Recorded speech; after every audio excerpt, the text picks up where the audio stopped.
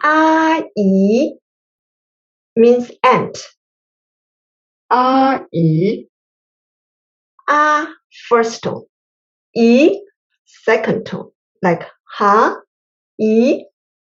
So say 阿姨阿姨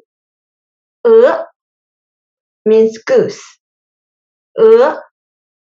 哈 鹅 Let's see the components of pinyin. 阿姨 initial such as 一 final such as 一 tones. You see the little hat on top. So the components of pinyin including 3 parts usually.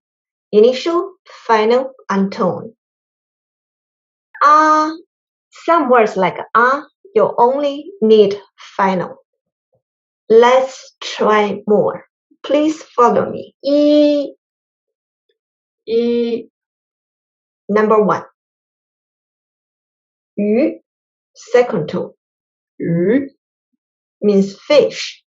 When become a word 鱼, you don't see the 2 dot on top of 鱼 We will talk about it later. 五 Number 5. 五 Make it longer and knock the head down and up to help you. 五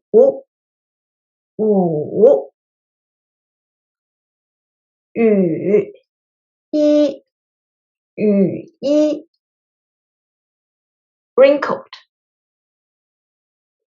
Now, you try first, then I will say it later.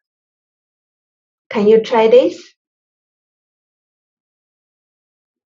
乌鸦 Yes.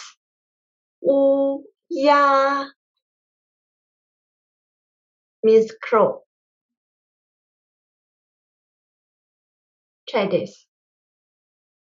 鸭牙雅呀